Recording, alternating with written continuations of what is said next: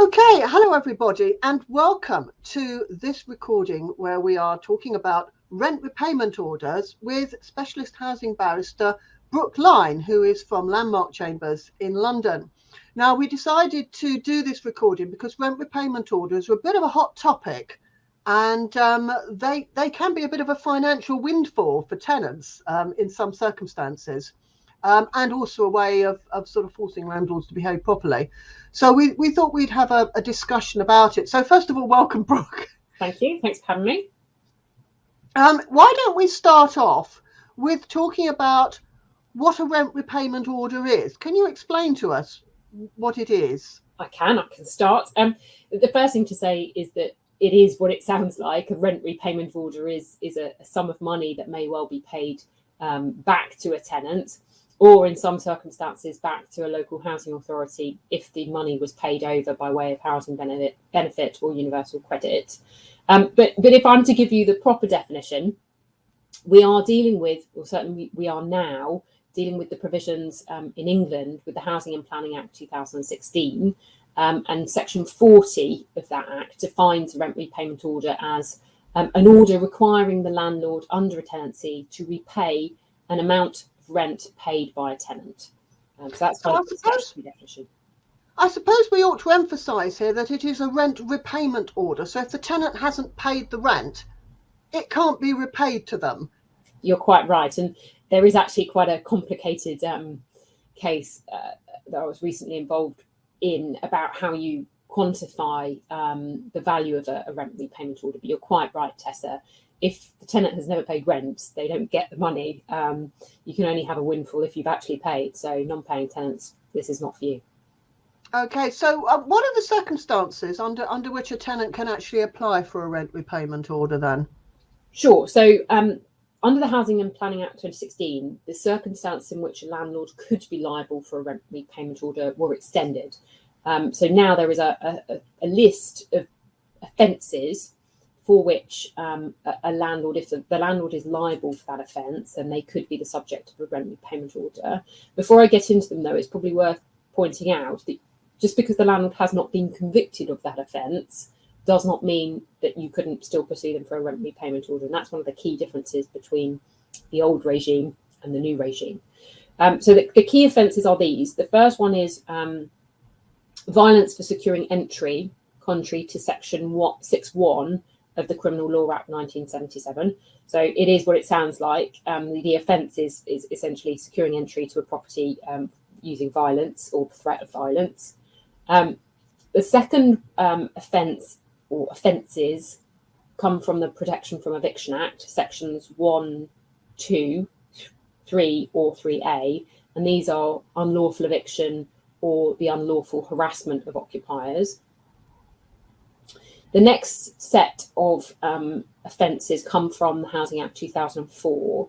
The first one is failure to comply with an improvement notice, contrary to Section 30 of the Housing Act. So if a local housing authority serves you with an improvement notice requiring you to do works to your property and you fail to comply with it, and you are committing that offence, and that's an offence to which a rent repayment order application could be made. The next one is the failure to comply with a prohibition order. Similar, a prohibition order, again, would be issued by a local housing authority, normally requiring you to close your property entirely. If you continue to let your property, you would be in breach of that, contrary to Section 32 of the Housing Act 2004, and therefore potentially liable not only for the offence, but also for a rent repayment order. The next two are probably the ones that come up the most, the ones that tenants will be most familiar with, and they are the failure to have a HMO licence, contrary to Section 72 of the Housing Act 2004, or not having a selective licence, contrary to Section 95 of the Housing Act 2004. Licensing is the big one that comes up. If your property requires a licence, whether that be a HMO licence or a selective licence, and you don't have one, on the face of it, you could be liable not only for the offence, but also for a rent repayment order. And then finally, the last offence to which a rent repayment order could apply is where you're in breach of a banning order. So if you have been banned from letting properties, then that is an offence under Section 21 of the Housing and Planning Act. And if you could be the subject of a rent repayment order for that as well. Okay, so for the tenants watching this, I suppose most of the rent repayment orders that are made tend to be for HMOs. So if you've got, certainly if you've got more than 5 occupiers, who are not part of one family, you probably need to get in touch with your local authority and check to see whether your landlord's obtained a license for your property. Yeah, absolutely.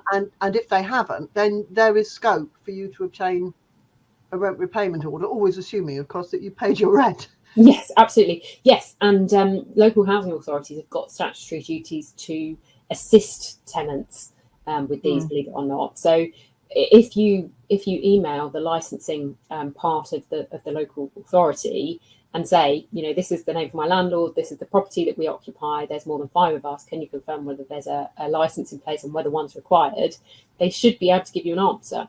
And that email that you get in response, perhaps saying, no, there's no license, and yes, we think one's required, is probably a key piece of evidence when you're making your application. Yeah.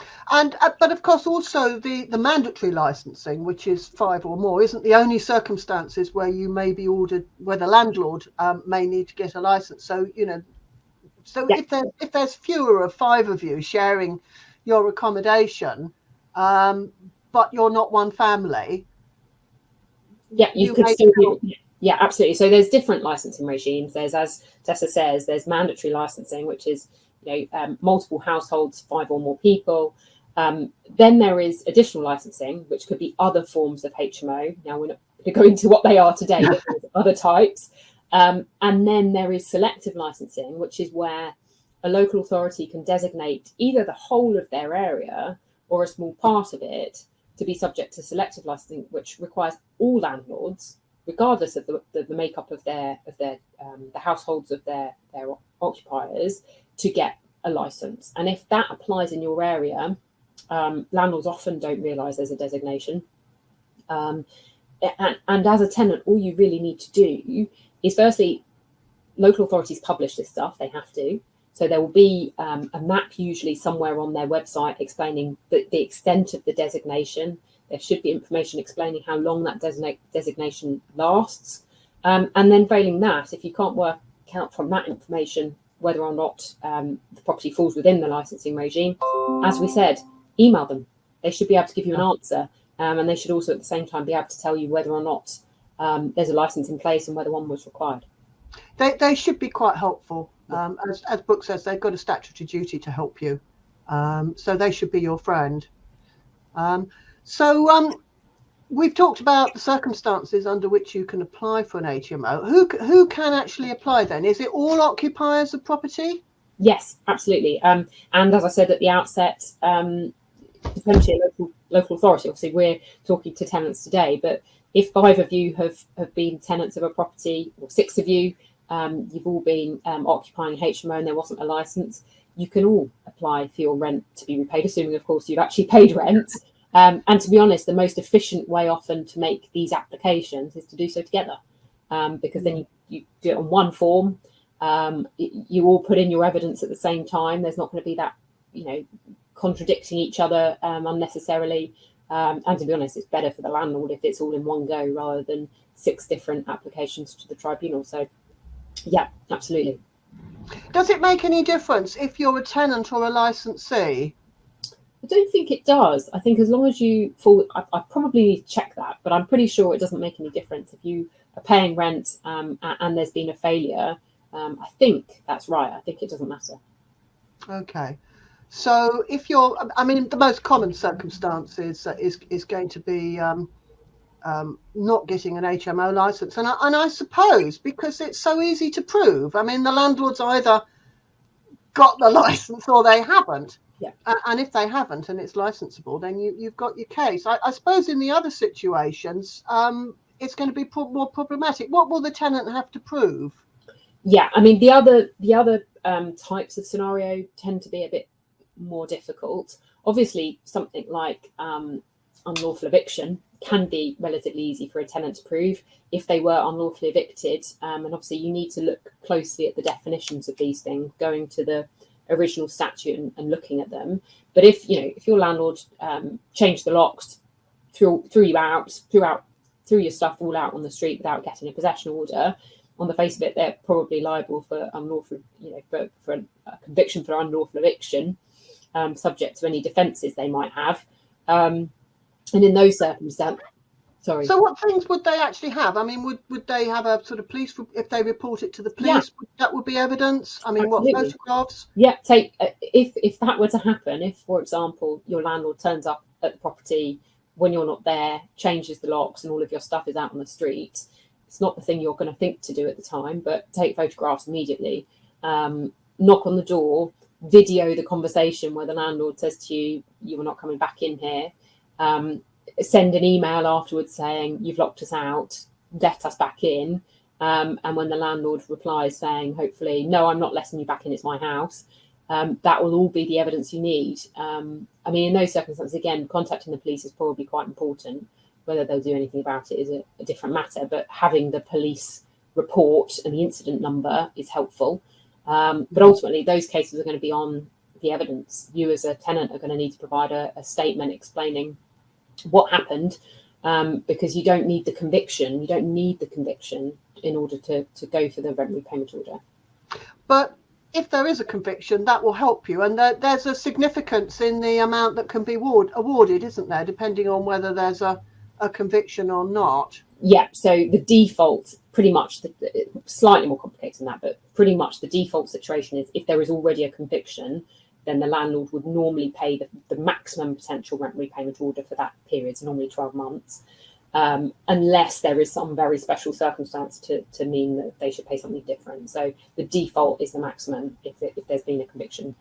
Also, from an evidential perspective, if there's already been a conviction for the offence, it's much, much harder then for the landlord to say that they are not guilty of that offence if they've already been proved in a criminal court to the criminal standard, which is the same standard, by the way, in the rent repayment order cases. They're going to be on the back foot there because you've already got a conviction you can rely upon. The burden is then essentially on them to prove that they didn't do it. So that the burden of proof is a sort of a lawyer's phrase, isn't it? Meaning the person who has to prove their case. Yes. So if you're bringing the case, normally you are the person who has to prove it. Yes, absolutely. As you were saying, Tessa, actually these cases can be quite straightforward for tenants, especially if you're talking about a licensing case where you can get an email from the local authority saying, yes, there's no license, yes, one was required. That's pretty good. But it's important to remember, as a tenant bringing an application for a rent repayment order, the burden, so the obligation to prove all of the elements of that offence is on you. And it's a higher burden, the standard is much higher than usually in the county court, in the normal civil courts. And it's to the criminal standard of proof, which is beyond reasonable doubt. And the reason for that is because, you're asking the tribunal to find that someone was guilty of an offence. So you have to prove it to that higher standard. As I say, in a lot of cases, that won't be that difficult. But it's important not to forget that you have to prove all of the elements to that standard. So if the landlord says, I don't believe that there were 6 people living there, I never let 6 people live there. I only ever let 4 people live there. And that I didn't require a licence for that. You are required to prove that there were 6 people living there and therefore a licence was required. So you will need all 6 tenants, or at least most of them, to say, no, we all lived there, all of us at the same time, 6 of us, and the landlord knew about that. I mean, presumably this would have to be living there with permission of the landlord. So if you let your boyfriend stay with you against the landlord's... Yes, which nicely brings us on actually to one of the defences that a landlord can raise, which is a reasonable excuse defence. So if the best kind of defence a landlord could raise is to say, HMO licence may have been required. I didn't know one was required because I did not have the facts to know that a licence was required, because I never granted a tenancy to 6 people. I granted a tenancy to 4 people, which doesn't require a licence. The tenants allowed other people to stay there, perhaps to live there, I couldn't have known that, didn't know that, and as a result, I'm not liable. I suppose there's also the fact that if the tenants are acting in breach of the terms of their tenancy agreement, it would be unfair to expect them to benefit financially from their own breach of contract. Yes, I think that's right, and I think that would be a significant factor, both for the reasonable excuse defence, but if the landlord couldn't raise that defence to the required standard, which is, by the way, the landlord has to prove that to the standard of balance of probability, so 50-50. If the landlord couldn't do that, so if, say, for example, the tribunal concluded this landlord did know that there were 6 people living there, didn't grant permission for it, but knew, so as a result should have got HMO licence, hasn't met the reasonable excuse defence, but nonetheless they go on to consider the quantum and the value of any rent repayment order. For the landlord, I'd be arguing, well, the tenant shouldn't get anything. The tribunal's got discretion about the level of quantum, and in those circumstances, the tenants were in breach of their agreements. They shouldn't get anything. But the tenants, of course, you'd be arguing, well, of course you should. But I think it would have a significant bearing, and I'd certainly be arguing it should have a significant bearing if I were for the landlord on the amount that the tribunal would be prepared to award. I suppose one ought to say here that the behaviour of the parties is quite an important thing. I mean, hasn't there been a case recently where the tenants hadn't behaved very well, and although they got an award, it was significantly reduced? Yeah, that's right. So one of the key things when it gets onto the issue of how much, and there's kind of an unnecessarily, in my view, complicated way of working out quantum. There's a 2-stage process. So the first stage is that the tribunal works out the maximum potential award, and the maximum is up to 12 months rent. And there's other more complicated aspects to how you work that out. But once that's been done, then the tribunal goes on to the discretionary second stage and looks at the landlord and tenant's conduct, the landlord's financial circumstances. And when it comes to tenant conduct, one of the key things that the tribunal has said is important is rent arrears. So even though actually at the first stage, when deciding the maximum potential quantum, you take into account unpaid rent by necessity, because you can only get up to the maximum of what you've paid. At the second stage, even if that's already been counted at the first stage, in the second stage it can be counted again. And if so, the reductions can be significant. So the recent case I was involved in, called Kowalek and Husseini, that case was about that issue. And in the upper tribunal, I argued for the tenant that the rent shouldn't form part of the second stage of the test. Conduct shouldn't include rent arrears, because rent arrears had already been considered at the first stage. Unfortunately, the upper tribunal didn't agree with me. And certainly at the moment, the law is that at both stages, tenant conduct, and in particular rent arrears, are important, and concluded that they ought to be taken into account. In that case, I think it was about half, the tenants end up getting about half the rent. I've seen it worse than that, actually. I've seen situations where the reduction has been even more than that. So, yeah, if you're in arrears as tenants, perhaps think carefully about that. You should be paying your rent anyway, but if you haven't, that's going to be a factor that may weigh significantly against you. Are there any other sort of things that may affect it? I mean, I'm sure I've read somewhere that perhaps the tenants didn't allow inspections. Yeah, I think that the starting point is pretty much any conduct that relates to your landlord and tenant relationship with your landlord is probably relevant. So as you say, failure to give access. For example, if you are abusing the property, perhaps, like as we discussed, if you've sublet it without permission, all of those things could factor in. The other thing to say is the landlord's conduct is also equally relevant. So if this is a landlord, this is one of the many failures by your landlord.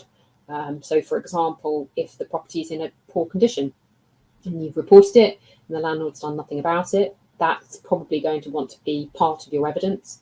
Similarly, if they've not done other regulatory things that may not form the basis of a rent repayment order, but are relevant landlord and tenant conduct, so they've not protected your deposit, for example, That can be the subject of other proceedings, but it's relevant conduct that goes to the question of, is this landlord doing their job of being a landlord properly? And they can be scrutinised in just the same way as you can as tenant, whether you're being a good tenant or not. And good or bad, that's going to factor into the level of rent repayment order. Yeah. I have to say this is quite a hot topic, isn't it? The topic of rent repayment orders, and there have been some interesting cases. Interesting for us as lawyers. I mean, one of the cases that's come along recently, which maybe you ought to touch on, is the case about where you've got a rent-to-rent situation, and your landlord is not the owner of the property, and there's been an important the recusant case. Can you tell us a little bit about that? Yeah, absolutely. So prior to recusant, there was a case called Goldsborough and CA Property Management from 2019. And that was a case by the Upper Tribunal, where the Upper Tribunal found that a superior landlord could be the subject of a rent repayment order. So as Tessa says, in what we talk about as a rent-to-rent scenario, which is where essentially what normally happens is a landlord grants some form of tenancy or some kind of license or tenancy to a company usually, and it's that company that then lets out to actual subtenant occupiers. And the key question is can the superior landlord, so the person who owns the property, then be liable for the rent repayment order when they didn't have a direct contractual relationship with the people actually occupying? And I suppose perhaps we'd say the significance of this is that there are some rent-to-rent situations are perfectly honourable and proper, but there are situations where you get people of perhaps more dubious standards who will deliberately sublet rent a property to somebody who hasn't got any assets, so that if their tenants want to bring a rent repayment order against them, they won't be able to get any money, because that person hasn't got it. The person who's got the money is the owner of the property, and it's a deliberate attempt to make it impossible for tenants to claim their rights. And I know that in the recusant case, an organisation called Safer Renting, I think they're called, who look after tenants, they intervened, arguing that you should be able to claim against the owner of the property, because otherwise where do you go? Yeah, exactly. Yeah, Tessa's absolutely right. The problem is in these rent-to-rent situations, the sort of the dodgier setups, the company in the middle is basically just a vehicle that can be wound up at any point in time, doesn't have to have any assets, and any recourse from the tenants is very difficult. And I think that's probably a big part of why we got the outcome that we did originally in Goldsborough, which said, the superior landlord can be the subject of a rent repayment order. Recusant, the case that made its way to the Court of Appeal this year, and two of my colleagues were involved. Tom Morris was for the appellant landlord, superior landlord, and Justin Bates, who was for Safer Renting, the intervener, and one of my other colleagues, Charles, who was his junior. They were arguing the opposite. They were saying for Safer Renting, no, actually, this is really important that superior landlords can be on the hook for rent repayment orders. But the Court of Appeal disagreed with what the Upper Tribunal had said and concluded that actually on the clear reading of the statute, it is the landlord who is the direct landlord of the occupiers or the tenants, not the superior landlord who has no direct relationship with them. That is the law as it stands. I think there's been a permission application to the Supreme Court, though no decision on that yet. And I think for now, at least, tenants need to assume that they can't probably go after the superior landlord. It needs to be the direct landlord, which may mean that if you're in a rent-to-rent situation, it's worth looking at whether or not it's worth bothering. If you're going to pursue a company entity that's got no assets and is just going to disappear, it may not be worth your while. Because you do have to make, it's not that expensive, even if you do it yourself, but you do have to make some payments, and you don't want to do that. And the energy, chance of getting any return. Exactly, and the energy that goes into these things, it may not be worth your while. Okay, so if someone is thinking of bringing a claim, first of all, they need to be brought in the first tier tribunal. It's not a county court claim. Absolutely. The only place to bring it is in the first tier tribunal residential property chamber. Now you probably ought to get some advice before you start. I mean, these are things. I mean, the first tier tribunal, it's quite a nice forum to bring a claim, because the tribunal are quite user friendly, are they not? Yeah, so the tribunal is probably, it's a much better place for tenants to go in without lawyers as compared to the county court. It's much less formal. The tribunal is much better at helping you with the procedure, and also not expecting you to provide legal submissions, and will do quite a bit of the legwork for you. So it's certainly a forum where you can do this without lawyers. That being said, to work out whether or not it's worth pursuing an application, it may well be worth taking some advice. Now, there aren't that many firms out there that I'm aware of that are doing these applications that regularly, but certainly getting some advice early on to check whether it's worthwhile may be a good idea. And with the Renters Guide, we do have a telephone advice service where you can book an advice call with solicitors who specialise in acting for tenants. And although you do have to pay for that, if there's quite a few of you, if you divide it up, it's not going to be that expensive. And it's probably worth getting some advice before you start, because, as we said, you don't want to start a claim and have to pay the court fees if you're not really going to have much chance of success. And you can also ask them about the evidence that you need to show the tribunal, and generally what you need to do. So that would be a good thing to do, although probably after that you might be able to do it perfectly well yourself without legal support. The only other thing to just add on that front is the first tier tribunal is primarily a no-cost jurisdiction, which means that even if you did pay a lawyer, normally you wouldn't be able to recover that money.